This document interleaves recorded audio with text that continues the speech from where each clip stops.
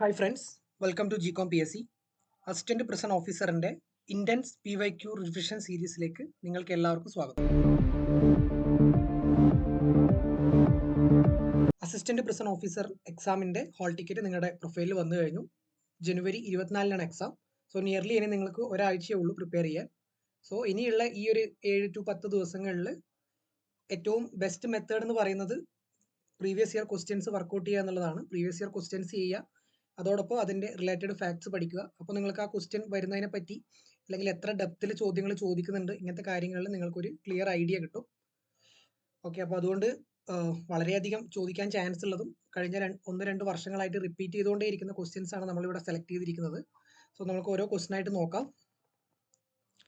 Jail വകുപ്പുമായിട്ട് ബന്ധപ്പെട്ട ചോദ്യങ്ങളാണ് നമ്മൾ ആദ്യത്തെ സെക്ഷനിൽ നോക്കുന്നത്. ഓക്കെ, അപ്പോൾ നമുക്ക് ആദ്യത്തെ ചോദ്യം നോക്കാം. അതീവ സുരക്ഷാ ജയിലിൽ പാർപ്പിക്കേണ്ട തടവുകാർ ഏതൊക്കെയാ? ഈ ഓപ്ഷൻസ് നോക്കിയേ.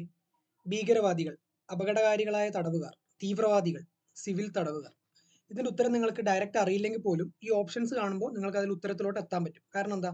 ഇവിടെ നോക്കിയേ, ഭീകരവാദികൾ അതീവ സുരക്ഷാ ജയിലിൽ പാർപ്പിക്കേണ്ടവരല്ലേ? അതെ. അതേപോലെ അപകടകാരികളായ തടവുകാർ സെയിം മീനിങ്ങിൽ വരുന്നതല്ലേ? അതെ. അതേപോലെയാണ് എന്തും തീവ്രവാദികളും. ഓക്കെ, നാലാമത്തെ ഓപ്ഷൻ എന്താ? സിവിൽ തടവുകാർ. സിവിൽ തടവുകാരനെ അതീവ സുരക്ഷാ ജയിലിൽ പാർപ്പിക്കേണ്ട ആവശ്യമുണ്ടോ? ഇല്ല. സോ ലോജിക്കലി നിങ്ങൾക്ക് ഇതിന്റെ ഉത്തരം നിങ്ങൾ കൃത്യമായിട്ട് പഠിച്ചില്ലെങ്കിൽ പോലും ഇതിന്റെ ഉത്തരം നിങ്ങൾക്ക് കണ്ടെത്താൻ പറ്റും. ഓക്കെ, സോ ഇതിന്റെ ഉത്തരം എന്താ? തടവുകാർ ആരൊക്കെയാ? ബി ആണ് ഉത്തരം. 1, 2, 3.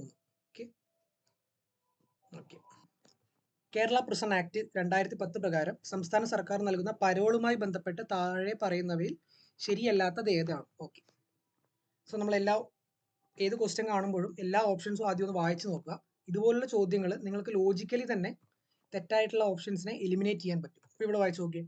വ്യവസ്ഥകൾക്ക് വിധേയമായി ഉചിതമായ കാലാവധിക്ക് പരോൾ നൽകാം. ശരിയായി തോന്നുന്നുണ്ടല്ലോ? ശരിയായി തോന്നുന്നുണ്ട്. ഏതൊരു തടവുകാരനും പരോൾ ലഭിക്കും. അത് നിങ്ങൾക്ക് തോന്നുന്നുണ്ടോ ശരിയാണെന്ന്? ഇല്ല. അപ്പോൾ ആ ക്വസ്റ്റ്യൻ അതവിടെ മാർക്ക് ചെയ്യാം. അടുത്ത 2 ഓപ്ഷൻസും കൂടി ഒന്ന് നോക്കിയേക്കുക. മറ്റേതെങ്കിലും മതിയായ കാരണമോ സംഗതിയിലോ പരോൾ നൽകാം.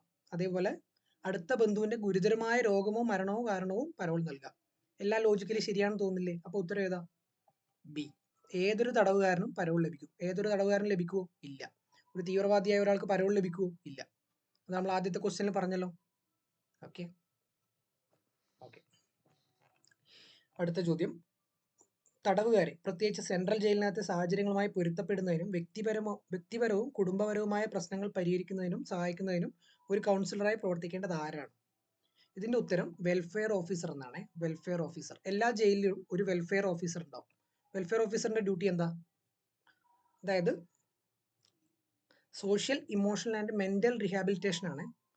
തടവുകാരുടെ social, emotional and mental rehabilitation കാര്യങ്ങൾ ഇതൊക്കെ നോക്കുക. അവർക്ക് ലീഗൽ എയ്ഡ് കൊടുക്കുക, ഫാമിലി കോൺടാക്ട് മാനേജ് ചെയ്യുക, അവരെ സൊസൈറ്റിയിലേക്ക് പോസ്റ്റ് റിലീസിന് ശേഷം അവർക്ക് നല്ലൊരു പോസിറ്റീവ് എൻവയോൺമെന്റ് ഉണ്ടാക്കുക.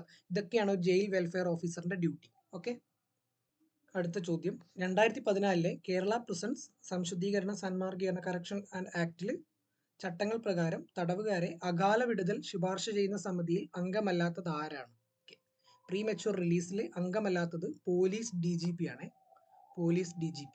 ഓക്കെ, അതായത് ചില നല്ല നടപ്പുകാരെയൊക്കെ ജയിലുകളിൽ നിന്ന് നേരത്തെ അല്ലെങ്കിൽ ശിക്ഷ കുറച്ചു കൊടുക്കാറും പെട്ടെന്ന് റിലീസാക്കാറുമുണ്ട്. ഈ കമ്മിറ്റിയിൽ, ഈ സമിതിയിൽ, ഇതിനുവേണ്ടി ശുപാർശ ചെയ്യുന്ന സമിതിയിൽ അംഗമല്ലാത്ത ആരാ എന്നാണ് ചോദ്യം. പോലീസ് DGP ഇതിൽ അംഗമല്ല. ഓക്കെ, ബാക്കി ജയിൽ DGP, ജില്ലാ പ്രൊബേഷൻ ഓഫീസർ, ജില്ലാ ജഡ്ജി ഇതൊക്കെ ഈ ഒരു കമ്മിറ്റിയിലെ അംഗങ്ങളാണ്. പോലീസ് DGP ഇതിലെ അംഗമല്ല. ഓക്കെ, ചുവടെ നൽകിയിരിക്കുന്ന പ്രസ്താവനകളിൽ ശരിയായത് ഏവ എന്ന് തിരഞ്ഞെടുക്കുക. തുറന്ന ജയിലുകളിൽ വേതനം അന്തേവാസികളായുള്ള തടവുകാർക്ക് കൂടുതലാണ്. ഓക്കെ, തടവുകാർ ആർജിക്കുന്ന വേതനം മുഴുവനായും കുടുംബത്തിന് അയച്ചു കൊടുക്കാൻ കഴിയും. ഓക്കെ, അന്തേവാസികളായുള്ള തടവുകാർക്ക് സാധാരണ അവധിക്ക് പുറമെ തുറന്ന ജയിലുകളിൽ 15 ദിവസം കുടുംബ അവധിക്ക് അർഹത ഉണ്ടായിരിക്കുന്നതാണ്. ഓക്കെ, സോ ഇതിലെ തടവുകാർ ആർജിക്കുന്ന വേതനം മുഴുവനായും കുടുംബത്തിന് അയച്ചു കൊടുക്കാൻ കഴിയും എന്ന് പറയുന്നത് തെറ്റാണ്. തെറ്റാണ്. 1ഉം 3ഉം മാത്രമാണ് ശരി. 1ഉം 3ഉം മാത്രമാണ് ശരി. ഓക്കെ ഓക്കെ അടുത്ത ചോദ്യം നോക്കാം. ജയിൽ ഉദ്യോഗസ്ഥർക്ക് അടിസ്ഥാന പരിശീലനം നൽകുന്നതിന് കേരളത്തിൽ സ്ഥാപിച്ചിട്ടുള്ള സ്ഥാപനം ഏതാ? ഓപ്ഷൻ എ ആണ് ഉത്തരം. State institute of correctional administration ആണ്. State institute of correctional administration. Trivandrum പൂജപ്പുരയാണ് state institute of correctional administration. Okay അടുത്ത ചോദ്യം, കേരള സംസ്ഥാനത്തിലെ ജയിൽ വകുപ്പ് മേധാവിയുടെ തസ്തികയുടെ പേര്. ജയിൽ വകുപ്പ് മേധാവിയുടെ തസ്തികയുടെ പേര് എന്താ? Director general of prisons and correctional service. B ആണ് ഉത്തരം. Director general of prisons and correctional services, DG of prisons and correctional services. Okay, അത് പഠിക്കുമ്പോൾ തന്നെ ഇപ്പോഴത്തെ DG ഒന്ന് പഠിച്ചു വെച്ചേക്കുക. ബൽറാം കുമാർ ഉപാധ്യായ IPS ആണ് ഇപ്പോഴത്തെ director general of prisons and correctional services. Okay, ഇതൊന്ന് പഠിച്ചു വെച്ചേക്കുക അതിന്റെ കൂടെ തന്നെ. ഓക്കെ, തടവിൽ കഴിയുന്ന അമ്മമാരോടൊപ്പം പാർപ്പിക്കാൻ സാധിക്കുന്ന കുട്ടികളുടെ പ്രായപരിധി എത്രയാണ്? 6 വയസ്സ് വരെയാണ്. 6 വയസ്സ് വരെ. ഓക്കെ, അടുത്ത ചോദ്യം, കേരള സംസ്ഥാനം രൂപം കൊണ്ട ശേഷം ആരംഭിച്ച സെൻട്രൽ ജയിൽ എവിടെയാണെന്നാണ് ചോദിക്കുന്നത്. കേരള സംസ്ഥാനം രൂപം കൊണ്ടതിന് ശേഷം ആരംഭിച്ച സെൻട്രൽ ജയിൽ എവിടെയാ? തവന്നൂർ സെൻട്രൽ ജയിലാണ്. Thavanur central jail Malappuram. ഇതാണ് കേരള സംസ്ഥാനം രൂപം കൊണ്ട ശേഷം ആരംഭിച്ച സെൻട്രൽ ജയിലുകൾ. ഓക്കെ, കേരളത്തിൽ എത്ര സെൻട്രൽ ജയിലുകളുണ്ട്? 4 സെൻട്രൽ പ്രിസണുകളുണ്ട്. 4 സെൻട്രൽ പ്രിസണുകൾ കേരളത്തിൽ, 4 എണ്ണം. ഓക്കെ, തിരുവനന്തപുരത്ത്, വിയ്യൂര്, കണ്ണൂര്, മലപ്പുറം. ഓക്കെ, തിരുവനന്തപുരം, അതേപോലെ വിയ്യൂര്, കണ്ണൂര്, മലപ്പുറം. ഇത് പഠിക്കുമ്പോൾ തന്നെ ഇതിന്റെ വർഷം കൂടി ഒന്ന് ഓർത്ത് വെച്ചേക്കുക. തവന്നൂരാണ് ഏറ്റവും ലേറ്റസ്റ്റ് ആയിട്ട് 2022 തവന്നൂർ വരുന്നത്. തവന്നൂർ സെൻട്രൽ ജയിൽ രൂപം കൊള്ളുന്നത് 2022 ഓർക്കുക. അതുകൊണ്ടാണ് ആ ഒരു ചോദ്യം വന്നത്. ബാക്കിയെല്ലാം തന്നെ കേരള സംസ്ഥാനം രൂപം കൊള്ളുന്നതിന് മുമ്പ് അല്ലെങ്കിൽ ഇന്ത്യക്ക് സ്വാതന്ത്ര്യം കിട്ടുന്നതിന് മുമ്പേ രൂപം ഉണ്ടായിക്കഴിഞ്ഞ ജയിലുകളാണ്. കണ്ണൂർ ജയിൽ 1869 അതേപോലെ 1886 പൂജപ്പുര. 1886 പൂജപ്പുര. പിന്നെ 1914 വിയ്യൂർ, തൃശ്ശൂരിലെ വിയ്യൂർ ജയിൽ. ഓക്കെ, അങ്ങനെ 4 സെൻട്രൽ പ്രിസണുകളാണ് ഉള്ളത്. അത് ഉണ്ടായ വർഷം കൂടി ഒന്ന് ഓർത്തിരിക്കുക. അതിന്റെ കൂടെ തന്നെ ഏറ്റവും ലേറ്റസ്റ്റ് ആയിട്ട് രൂപം കൊണ്ടത് തവന്നൂരാണ്, മലപ്പുറത്തുള്ള തവന്നൂരാണെന്നും കൂടി ഓർത്തു വെക്കുക. ഓക്കെ, അതേപോലെ തന്നെ സെൻട്രൽ ജയിലിൽ ആരൊക്കെയാണ് പാർപ്പിക്കുന്നത്? 6 മാസത്തിന് മുകളിൽ തടവ് ശിക്ഷ ലഭിക്കുന്നവരെയും അതേപോലെ സൈനിക വിചാരണയിൽ ശിക്ഷിക്കപ്പെട്ടവരെ, സിവിൽ ശിക്ഷ വിധിച്ചവരെ, ഇനി ഇതൊന്നും അല്ലെങ്കിൽ ജില്ലാ ജയിലുകളിൽ അവരുടെ കപ്പാസിറ്റി കംപ്ലീറ്റ് ആവുന്ന സമയങ്ങളിൽ ഇങ്ങനെയുള്ള ആൾക്കാരെ എല്ലാം എന്ത് ചെയ്യും? സെൻട്രൽ ജയിലിലോട്ട് താമസിപ്പിക്കും.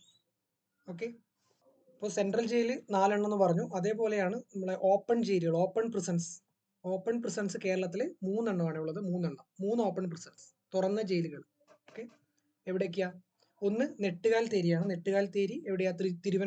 തിരുവനന്തപുരത്തെ നെട്ടുകാൽ തേരിയിൽ. അതേപോലെ ചീമേനി, കാസർഗോഡ് ചീമേനി. അതേപോലെ ഒരു വുമൺ ഓപ്പൺ പ്രിസൺ ഉള്ളത്. വുമൺ ഓപ്പൺ പ്രിസൺ പൂജപ്പുരയിൽ. ഓക്കെ, അങ്ങനെ 3 ഓപ്പൺ പ്രിസണുകളാണ് കേരളത്തിലുള്ളത്. 3ന്റെ ലൊക്കേഷൻ ഓർത്ത് വെക്കുക. 2 എണ്ണം തിരുവനന്തപുരത്താണ്. ഒന്ന് നെട്ടുകാൽ തേരിയിലും അതേപോലെ വുമൺസിന്റെ ആണെങ്കിൽ പൂജപ്പുരയിലും. ഓക്കെ, പിന്നെ ഒന്ന് ചീമേനിയാണ്, കാസർഗോഡ്. അതിന്റെ കൂടെ തന്നെ കേരളത്തിൽ ഒരു ഹൈ സെക്യൂരിറ്റി പ്രിസൺ ഉണ്ട്. അതെവിടെയാ? വിയ്യൂരിലാണ്. തൃശ്ശൂരിലുള്ള വിയ്യൂരാണ് കേരളത്തിലെ ആദ്യത്തെ ഹൈ സെക്യൂരിറ്റി പ്രിസൺ. 2019 വന്നത്. 2019 വന്നതാണ് ഹൈ സെക്യൂരിറ്റി പ്രിസൺ. ഇത് സാധാരണ പ്രിസൺസിനെ അപേക്ഷിച്ച് ഇതിൽ സെക്യൂരിറ്റി, ബയോമെട്രിക്സ്, അതേപോലെ CCTV അങ്ങനെ ഒരുപാട് സുരക്ഷാ സംവിധാനങ്ങൾ കൂടുതലായിരിക്കും ഈ ഒരു ജയിലിൽ. ഓക്കെ, അത്യാധുനിക സുരക്ഷാ സൗകര്യങ്ങളോടെ നിർമ്മിച്ച ജയിലിൽ 600 തടവുകാരെ പാർപ്പിക്കാനുള്ള ശേഷിയുണ്ട്. ഓക്കെ, അതേപോലെ CCTV ക്യാമറകൾ, ഓരോ തടവുകാർക്കും സെപ്പറേറ്റ് സെല്ലുകൾ, ഇതൊക്കെയുണ്ട്. അതീവ സുരക്ഷ ആവശ്യമുള്ള ആൾക്കാരെയാണ് ഇവിടെ ഈ ഹൈ സെക്യൂരിറ്റി പ്രിസണിൽ പാർപ്പിക്കുക. അതിന്റെ കൂടെ തന്നെ പഠിച്ചേക്കുക, കേരളത്തിൽ 13 ജില്ലാ ജയിലുകളും ഉണ്ട്. 13 ജില്ലാ ജയിലുകൾ. എല്ലാ ജില്ലയിലും ഉണ്ട്, മലപ്പുറത്തില്ല. മലപ്പുറത്ത് ജില്ലാ ജയിലില്ല, അതുകൊണ്ടാണ് 13 എണ്ണം. 13 ജില്ലാ ജയിലുകൾ കേരളത്തിൽ. ഓക്കെ, അപ്പൊ ജയിലുമായി ബന്ധപ്പെട്ട ക്വസ്റ്റ്യൻസ് ഏകദേശം നമ്മൾ കവർ ചെയ്ത് കഴിഞ്ഞു. ഇനി മനുഷ്യാവകാശം നമ്മളെ സിലബസിലെ ഒരു ഇമ്പോർട്ടന്റ് ഭാഗമാണ്. അതുമായിട്ട് ബന്ധപ്പെട്ട കുറച്ച് ചോദ്യങ്ങൾ നോക്കാം. സർവ്വദേശീയ മനുഷ്യാവകാശ ദിനം എപ്പോഴാ? ബൈഹാർട്ട് പഠിച്ചു വെച്ചേക്കുക, December 10. Okay, December 10. അതേപോലെ ദേശീയ മനുഷ്യാവകാശ കമ്മീഷൻ ചെയർപേഴ്സണായി നിയമിക്കപ്പെടുന്ന വ്യക്തിയുടെ ഔദ്യോഗിക കാലാവധി 3 വർഷമാണ്. 3 വർഷമാണ് ചീഫ് ഇൻഫർമേഷൻ കമ്മീഷണറുടെ കാലാവധി. ഓക്കെ, ചീഫ് ഹ്യൂമൻ റൈറ്റ് കമ്മീഷണറുടെയാണ്, ഇൻഫർമേഷൻ അല്ല, മാറിപ്പോയി. കസ്റ്റഡി മരണങ്ങൾ എത്ര മണിക്കൂറിനുള്ളിൽ മനുഷ്യാവകാശ കമ്മീഷൻ മുമ്പാകെ ബന്ധപ്പെട്ട ഏജൻസികൾ റിപ്പോർട്ട് ചെയ്യണമെന്നാണ്? എത്ര മണിക്കൂർ മുമ്പാ? 24 മണിക്കൂർ മുമ്പാണ്. 24 hours റിപ്പോർട്ട് ചെയ്യണം മനുഷ്യാവകാശ കമ്മീഷന്. കസ്റ്റഡി മരണം സംഭവിച്ചു കഴിഞ്ഞാൽ പോലീസ് ഡിപ്പാർട്ട്മെന്റ് റിപ്പോർട്ട് ചെയ്യണം. ഓക്കെ, അടുത്ത ചോദ്യം Nelson Mandela rule. Nelson Mandela rule എന്നറിയപ്പെടുന്ന പ്രമാണം എന്താണെന്നാണ് ചോദിച്ചിരിക്കുന്നത്. ഇതിന്റെ ആൻസർ എ ആണ്. 1955 standard minimum rules for treatment of prisoners. അതായത് UN നിഷ്കർഷിക്കുന്ന കുറച്ച് മാനദണ്ഡങ്ങളാണ് പ്രിസണേഴ്സിന്റെ ഒരു ജയിലിൽ പാലിക്കേണ്ട ഒരു മിനിമം സ്റ്റാൻഡേർഡ്സ് എന്തൊക്കെയാണെന്നില്ല. അത് നെൽസൺ മണ്ടേലയ്ക്ക് ഒരു ആദരം എന്നുള്ള നിലയിലാണ് അദ്ദേഹത്തിന്റെ പേരിലോട്ട് 2015 മാറ്റിയത്. ഓക്കെ, ഇതങ്ങനെ അങ്ങ് ബൈഹാർട്ട് പഠിച്ചു വെച്ചേക്കുക. ഓക്കെ, മനുഷ്യാവകാശ കമ്മീഷന്റെ നേരിട്ടുള്ള അധികാരത്തിൽ വരാത്തത് എന്താണ്? ഏതെങ്കിലും ആളെ അറസ്റ്റ് ചെയ്യുന്നതിന്, ആളുകളെ സമ്മൻ ചെയ്യുന്നതിന്, അതേപോലെ പ്രമാണം കണ്ടെത്തുവാനോ ഹാജരാക്കാനോ ആവശ്യപ്പെടുന്നതിന്, ഏതെങ്കിലും ഓഫീസിൽ നിന്നും പൊതുരേഖയോ പകർപ്പോ ആവശ്യപ്പെടുന്നതിന്. ഇതിന്റെ ഉത്തരം എന്താ? എ ആണ്. ഒരാളെ നേരിട്ട് അറസ്റ്റ് ചെയ്യാനുള്ള അധികാരം മനുഷ്യാവകാശ കമ്മീഷനില്ല. ഇതൊരു അഡ്വൈസറി ബോഡിയാണ്. അവർക്ക് അഡ്വൈസ് കൊടുക്കാനോ ആവശ്യപ്പെടാനേ പറ്റുള്ളൂ. ഡയറക്റ്റ് അറസ്റ്റ് ചെയ്യാനുള്ള അധികാരം മനുഷ്യാവകാശ കമ്മീഷൻ ഇല്ല എന്ന് ഓർത്തിരിക്കുക. അല്ലാതെ അവർക്ക് ഹാജരാവാൻ ആവശ്യപ്പെടാം, അല്ലെങ്കിൽ ഡാറ്റ ആവശ്യപ്പെടാം, പ്രമാണം ആവശ്യപ്പെടാം, ഇതൊക്കെ ചെയ്യാം. ഡയറക്റ്റ് അറസ്റ്റ് ചെയ്യാനുള്ള അധികാരം മനുഷ്യാവകാശ കമ്മീഷൻ ഇല്ല. അടുത്ത ചോദ്യം, സംസ്ഥാന മനുഷ്യാവകാശ കമ്മീഷൻ അംഗങ്ങളിൽ പെടാത്തത് ആരാണ്? ഹൈക്കോടതി ചീഫ് ജസ്റ്റിസ്, ഹൈക്കോടതിയിലെ ജഡ്ജി, കുറഞ്ഞത് 7 വർഷം സംസ്ഥാനത്തെ ജില്ലാ ജഡ്ജി ആയിരുന്ന ഒരു ജഡ്ജി, അതേപോലെ സുപ്രീം കോടതി ജഡ്ജി. സുപ്രീം കോടതി ജഡ്ജിയാണ് ഉത്തരം. സംസ്ഥാന മനുഷ്യാവകാശ കമ്മീഷനാണ് ഇവിടെ ചോദിച്ചിരിക്കുന്നത്, അതുകൊണ്ടാണ് സുപ്രീം കോടതി ജഡ്ജി ഉത്തരം വരുന്നത്. ആരോപിക്കപ്പെടുന്ന പ്രവൃത്തി ചെയ്ത തീയതി മുതൽ എത്ര കാലാവധി കഴിഞ്ഞ ശേഷം ഏതൊരു സംഗതിയിലും മനുഷ്യാവകാശ കമ്മീഷൻ അന്വേഷണ വിചാരണ നടത്തുവാൻ പാടില്ല? എത്ര കാലാവധി, എത്ര വർഷത്തിന് ശേഷമുള്ള കേസുകളിൽ മനുഷ്യാവകാശ കമ്മീഷൻ നടത്താൻ പാടില്ല? 1 വർഷമാണ്. 1 വർഷം വരെ കാലാവധിയുള്ള കേസുകളിൽ മാത്രമേ മനുഷ്യാവകാശ കമ്മീഷൻ അന്വേഷണം നടത്താൻ പാടുള്ളൂ. അതിനുശേഷം പാടില്ല. മനുഷ്യാവകാശ കമ്മീഷന്റെ കാര്യക്ഷമമായ നിർവഹണത്തിന് ഏത് റാങ്കിൽ കുറയാത്ത പോലീസ് ഓഫീസറെയാണ് സെഷൻ 27 പ്രകാരം നിയോഗിക്കേണ്ടത്? IG ആണ് ഉത്തരം. IG. സംസ്ഥാന മനുഷ്യാവകാശ കമ്മീഷൻ ചെയർപേഴ്സന്റെയും അംഗങ്ങളുടെയും നിയമനം ഗവർണർ നടത്തുന്നതിന് ശുപാർശ ചെയ്യേണ്ടുന്ന കമ്മിറ്റിയിൽ അംഗമല്ലാത്ത വ്യക്തി ചുവടെ പറയുന്നവയിൽ ആരാണ്? നിയമമന്ത്രിയാണ് ഉത്തരം. നിയമമന്ത്രി. ഇനി നമുക്കൊന്ന് മനുഷ്യാവകാശ കമ്മീഷനെ പറ്റി ഒന്ന് കുറച്ച് ഡീറ്റെയിൽ ആയിട്ടുള്ള കാര്യങ്ങൾ നോക്കാം. NHRC, national human rights commission എന്താ? ഒരു സ്റ്റാറ്റ്യൂട്ടറി ബോഡിയാണ്. Established in 1993. 1993 എസ്റ്റാബ്ലിഷ് ചെയ്തത്. ഇതൊരു സ്റ്റാറ്റ്യൂട്ടറി ബോഡിയാണ്. ഏത് ആക്ടിന്റെ അണ്ടറിലാണ്? Protection of human right act. Protection of human rights act 1993 അണ്ടറിലാണ് നാഷണൽ ഹ്യൂമൻ റൈറ്റ് കമ്മീഷൻ രൂപീകരിച്ചിരിക്കുന്നത്. ഓക്കെ, അതേപോലെ ഇതിലുള്ള മെമ്പേഴ്സ് എന്ന് പറയുന്നത് ഒരു ചെയർപേഴ്സൺ ഉണ്ടാവും. Chairperson and 5 members. 5+1 ആണ് ഇതിന്റെ. 5+1 അങ്ങനെ ഓർത്തിരിക്കുക. ഒരു ചെയർപേഴ്സണും 5 മെമ്പേഴ്സും. Okay, the chairperson should be either a retired chief justice of India or a judge of supreme court. Supreme കോടതിയുടെ ജഡ്ജോ അല്ലെങ്കിൽ റിട്ടയർഡ് ചീഫ് ജസ്റ്റിസോ റാങ്കിലുള്ള ആളായിരിക്കണം ഇതിന്റെ ചെയർപേഴ്സൺ.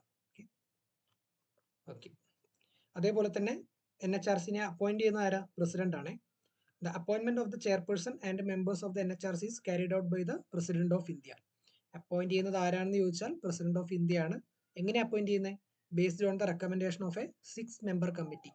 ഒരു 6 മെമ്പർ കമ്മിറ്റിയുടെ റെക്കമെൻഡേഷനിലൂടെയാണ് പ്രസിഡന്റ് NHRCനെ അപ്പോയിന്റ് ചെയ്യുന്നത്. ആരൊക്കെയാ കമ്മിറ്റിയിൽ വരുന്നത്? കമ്മിറ്റീനെ ഹെഡ് ചെയ്തിരിക്കുന്നത് പ്രൈം മിനിസ്റ്റർ ആണ്. പ്രൈം മിനിസ്റ്റർ, അതേപോലെ തന്നെ speaker of the Lok Sabha speaker വരും. ഡെപ്യൂട്ടി ചെയർമാൻ ഓഫ് രാജ്യസഭ വരും. എന്തുകൊണ്ടാണ് ചെയർമാൻ ഓഫ് രാജ്യസഭ വരാത്തത്? നിങ്ങൾക്കറിയാലോ, ചെയർമാൻ ഓഫ് രാജ്യസഭ ആരാ? ഉപരാഷ്ട്രപതി കൂടിയാണ്. ചെയർമാൻ ഓഫ് രാജ്യസഭ വരില്ല, ഡെപ്യൂട്ടി ചെയർമാൻ ഓഫ് രാജ്യസഭ വരും. ഓക്കെ, പിന്നെ leader of opposition in both house of parliament, ലോക്സഭയുടെയും രാജ്യസഭയുടെയും ലീഡർ ഓഫ് ഓപ്പോസിഷൻ വേണം. അതേപോലെ തന്നെ യൂണിയൻ ഹോം മിനിസ്റ്റർ കൂടി വേണം. ഇങ്ങനെയുള്ള ഒരു 6 മെമ്പർ കമ്മിറ്റിയാണ് ആരെ അപ്പോയിന്റ് ചെയ്യണമെന്ന് പ്രസിഡന്റിന് റെക്കമെൻഡ് ചെയ്യുന്നത്. ഈ റെക്കമെൻഡേഷൻ മാനിച്ചുകൊണ്ട് പ്രസിഡന്റ് ഹ്യൂമൻ റൈറ്റ് കമ്മീഷൻ ചെയർമാനെയും അംഗങ്ങളെയും അപ്പോയിന്റ് ചെയ്യും. ഓക്കെ, പിന്നെ ഇമ്പോർട്ടൻ്റ് ആയിട്ട് ഓർത്തു വെക്കേണ്ടത് അവരുടെ ടെന്യൂർ ആണ്. 3 വർഷമാണ് ടെന്യൂർ. 3 വർഷം അല്ലെങ്കിൽ 70 വയസ്സ്, ഇതിലേതാണോ ആദ്യം വരുന്നത് അതനുസരിച്ചായിരിക്കും അവരുടെ കാലാവധി. 3 വർഷം അല്ലെങ്കിൽ 70 വയസ്സ് കൃത്യമായിട്ട് ഓർത്ത് വെച്ചേക്കുക. ഇത് പഠിക്കുമ്പോൾ തന്നെ ഇപ്പോഴത്തെ കറന്റ് ചെയർപേഴ്സണെയും കൂടെ ഒന്ന് ഓർത്ത് വെച്ചേക്കുക. നാഷണൽ ഹ്യൂമൻ റൈറ്റ് കമ്മീഷന്റെ ചെയർമാൻ രാമസുബ്രഹ്മണ്യൻ. അതേപോലെ സ്റ്റേറ്റ് ഹ്യൂമൻ റൈറ്റ് കമ്മീഷന്റെ ചെയർമാൻ അലക്സാണ്ടർ തോമസും വി രാമസുബ്രഹ്മണ്യം. ഈ രണ്ട് പേരുകളൊന്ന് ഓർത്ത് വെച്ചേക്കുക. നാഷണൽ ഹ്യൂമൻ റൈറ്റ് കമ്മീഷന്റെ കാര്യം പറഞ്ഞ പോലെ തന്നെയാണ് സ്റ്റേറ്റ് ഹ്യൂമൻ റൈറ്റ്സ് കമ്മീഷന്റെ കാര്യവും. അപ്പോയിന്റ് ചെയ്യുന്നത് ഗവർണറാണ്. അതേപോലെ തന്നെ കമ്മിറ്റിയിൽ ആരൊക്കെ ഉണ്ടാവും? പ്രൈം മിനിസ്റ്റർ അവിടെയാണെങ്കിൽ ഇവിടെ ചീഫ് മിനിസ്റ്റർ ഉണ്ടാവും. അതേപോലെ സ്പീക്കർ ഉണ്ടാവും. ലെജിസ്ലേറ്റീവ് കൗൺസിൽ ഉണ്ടെങ്കിൽ അതിന്റെ സ്പീക്കർ കൂടി ഉണ്ടാവും. എല്ലാ സംസ്ഥാനങ്ങൾക്കും ലെജിസ്ലേറ്റീവ് കൗൺസിൽ ഇല്ല. പിന്നെ അതേപോലെ ലീഡർ ഓഫ് ഓപ്പോസിഷൻ ഉണ്ടാവും, ഹോം മിനിസ്റ്ററും ഉണ്ടാവും. ഓക്കെ, സ്റ്റേറ്റ്സിനും അതേപോലെ തന്നെയാണ്. ഇപ്പോൾ സെൻട്രലിനെ പഠിച്ചാൽ തന്നെ നിങ്ങൾക്ക് സ്റ്റേറ്റിന്റെ കൂടി ഓർത്ത് വെക്കാൻ പറ്റും. ഓക്കെ, അപ്പോൾ അതേപോലെ തന്നെ നേരത്തെ പറഞ്ഞു, the commission cannot inquire into the matters after 1 year. അതായത് ഒരു കുറ്റം നടന്നു കഴിഞ്ഞ് 1 ഇയറിന് ശേഷമുള്ള കാര്യങ്ങൾ അവർക്ക് എൻക്വയറി ചെയ്യാൻ അധികാരമില്ല. ഹ്യൂമൻ റൈറ്റ് വയലേഷൻസ് 1 വർഷത്തിന് മുമ്പേ നടന്ന കാര്യമാണെങ്കിൽ പറ്റില്ല, 1 വർഷത്തിനുള്ളിലുള്ളതാണെങ്കിലേ പറ്റുള്ളൂ. ഓക്കെ, അതേപോലെ ഞാൻ പറഞ്ഞു ഇതൊരു അഡ്വൈസറി ബോഡിയാണ്. അഡ്വൈസറി ഇൻ നേച്ചർ ആണ് ഇതിന്റെ പ്രൈമറി ഫംഗ്ഷൻ എന്ന് പറയുന്നത്. അഡ്വൈസ് ചെയ്യാനേ പറ്റുള്ളൂ, അങ്ങനെ ചെയ്യൂ അല്ലെങ്കിൽ ഇവരെ അറസ്റ്റ് ചെയ്യൂ എന്ന് പറയാനേ പറ്റുള്ളൂ. ഡയറക്റ്റ് അറസ്റ്റ് ചെയ്യാനുള്ള അധികാരമില്ല. Okay, it does not have the authority to punish violators. Punish ചെയ്യാനുള്ള അധികാരം ഹ്യൂമൻ റൈറ്റ് കമ്മീഷൻസിന് ഇല്ല. ഓക്കെ, അതേപോലെ തന്നെ state government shall make available to the commission. എന്തൊക്കെ സൗകര്യങ്ങൾ സ്റ്റേറ്റ് ഗവൺമെന്റ് കൊടുക്കണം? An officer not below the rank of a secretary to the state റാങ്കിലുള്ള ഓഫീസർ.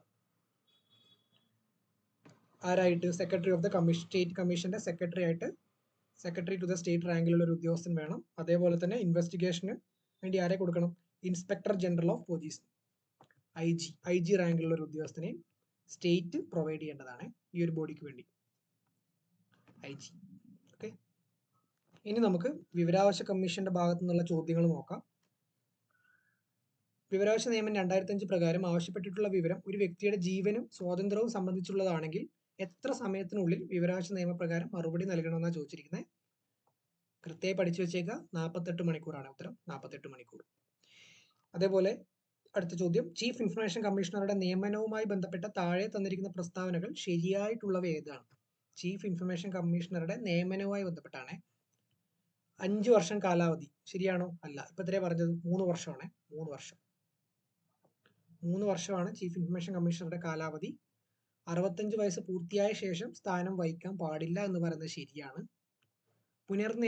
നിയമനത്തിന് അർഹനല്ല, അത് തെറ്റാണ്. ഈ ക്വസ്റ്റ്യൻ ക്യാൻസൽ ചെയ്ത ചോദ്യമാണ്. ഇതിന്റെ ഉത്തരം ഇവിടെ ഇല്ല. ഇതിൽ ശരിയായിട്ടുള്ളത് ഏതാ? 2 മാത്രമാണ്. 2 മാത്രം. ഓക്കെ, ക്വസ്റ്റ്യൻ ക്യാൻസൽഡ് ആവും.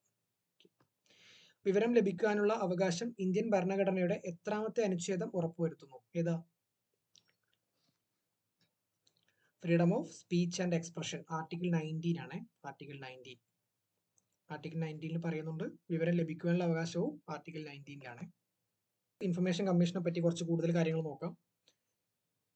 Central information commission is composed of chief information commissioner and up to 10 members ആണ്.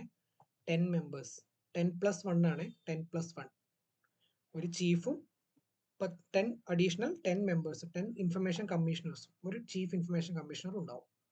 ഓക്കെ,